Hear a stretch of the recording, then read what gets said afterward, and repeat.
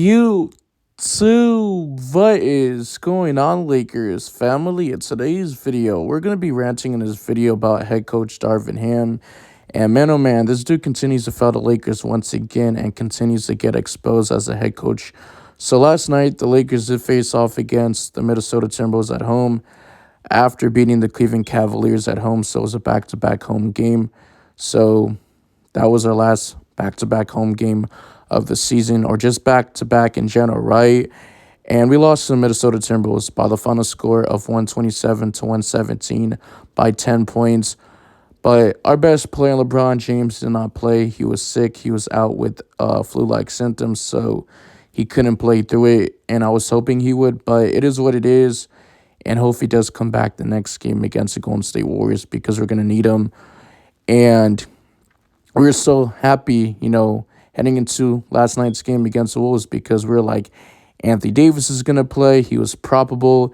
And then guess what? The first quarter, Anthony Davis gets hit in the eye by Kyle Anderson when going for a dunk and then falls when he goes for the dunk with like 25.5 seconds left to go in the first quarter. And then that was the downfall of the game. So I knew that was going to be wraps. I just didn't think the Lakers were going to win, especially when Anthony Davis went down with that eye injury. Same thing that happened against the Golden State Warriors. I believe it was like on March 16, correct me if I'm wrong, but Anthony Davis just covers so much ground, the tempo, the flow of the game, and we just had no answer, right? Now, the Lakers did lead the game 37-33 by 4 points in the first quarter, and then we were outscored 46-27 in the second quarter without Anthony Davis, so we trail 79-64, which is unacceptable at halftime.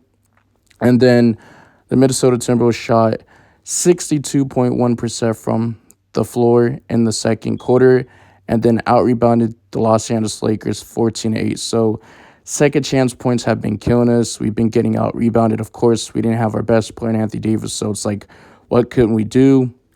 And Christian Wood is still out. I believe he's going to be out the remainder of the season. There's only, 3 games left.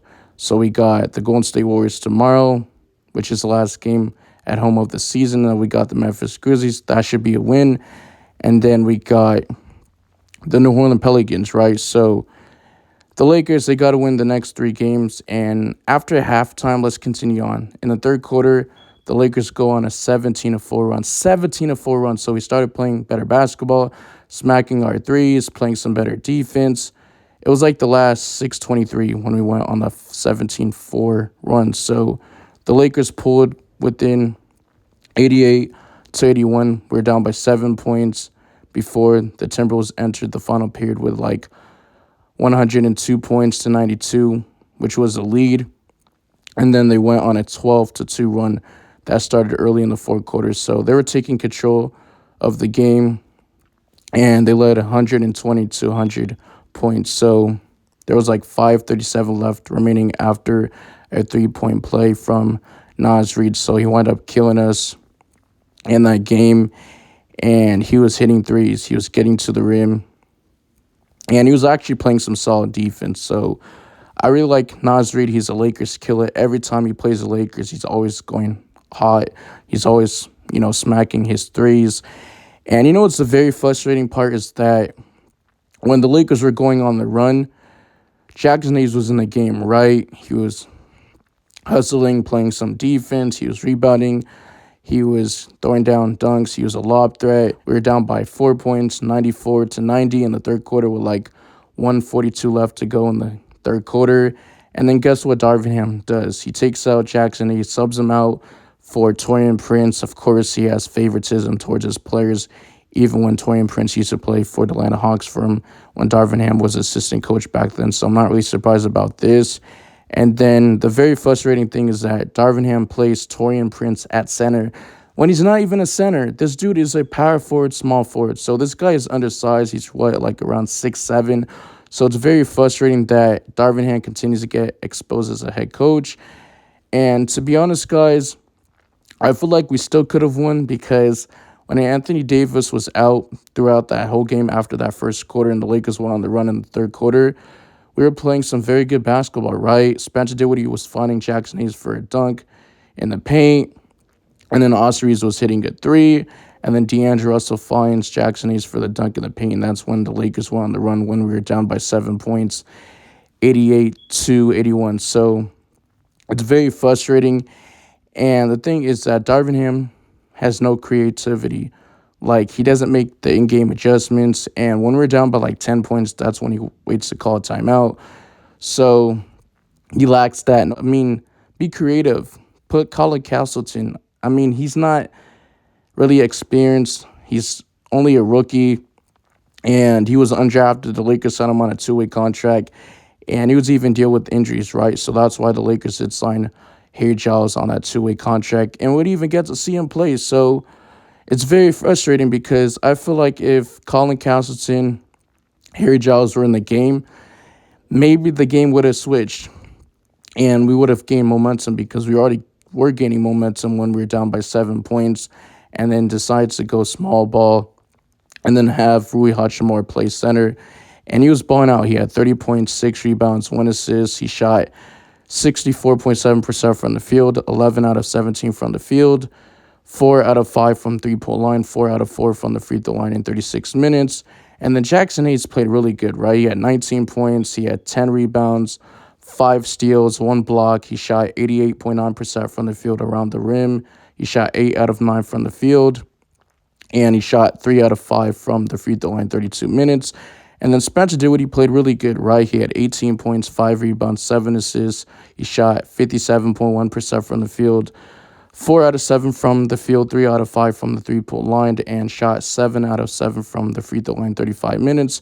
And then D'Angelo Russell, he did struggle, so that's part of the reason why we did lose. He wasn't hitting his threes. He shot 1 out of 7 from the 3 points. He only hit 1. He had 7 rebounds, 11 assists, 1 steal.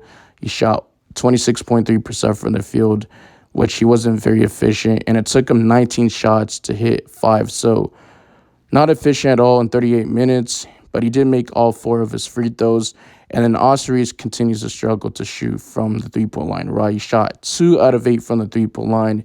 He shot 4 out of 14 from the field, 28.6%. He had 14 points, 3 rebounds, 2 assists, 1 steal, and he hit 4 out of 6 from the free throw line in 35 minutes.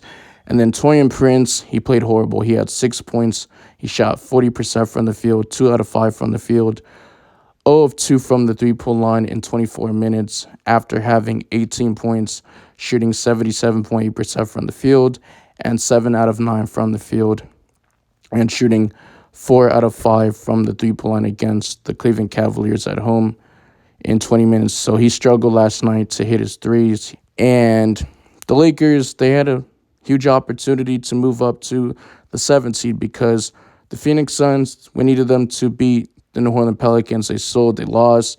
And then the Sacramento Kings wound up beating the Brooklyn Nets, which is no surprise because the Brooklyn Nets are just not a good basketball team. I believe they're like the 11th seed in the Eastern Conference. And then the Golden State Warriors, of course, beat the Utah Jazz. The Utah Jazz are just terrible.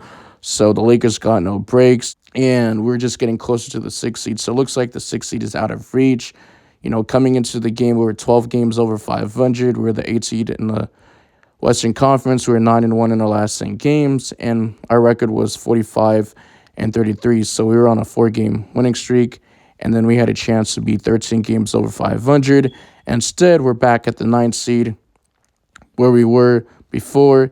Now we're 45-34. We're 12 games over 500, and we're 8-2 in our last 10 games. So it's super unfortunate.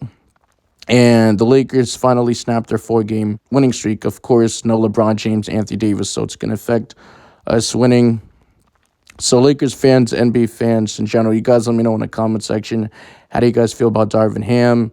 You know, his rotations. Like, what is it going to take? Is it going to take for us to, lose the first playing tournament game just in case if we still remain the 9th seed? Because we're going to have to wind up playing 2 games in order just to get into the playoffs if we do win those 2 games. Or if we advance to the playoffs, does Darvin Ham get fired?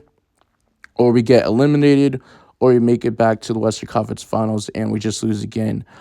And then if we do win a championship with Darvin Ham, which I just don't see happening, is he going to still remain with the Lakers? Because I feel like if the Lakers make it pretty far in the playoffs, Darvin Ham is still going to remain with the Lakers, right? And the Lakers just don't operate that way. We don't fire head coaches in the middle of the season. There's a reason why Rob Pelinka and Jeannie Buss, have all the confidence in Darvin Ham. And he still has a job, which is crazy because other coaches got fired. The Brooklyn Nets head coach got fired. Jock Vaughn got fired. And Adrian Griffin got fired from the Milwaukee Bucks when they're very good. Now they're struggling with Doc Rivers, which is actually crazy.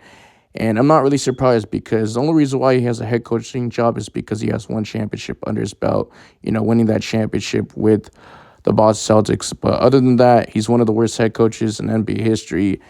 And you got guys like Mark Jackson who can't even get a head coaching job, which he does have potential. So I really appreciate the support on the channel. Drop a like so YouTube could push your algorithm. Also subscribe. And I'm out of here. Peace.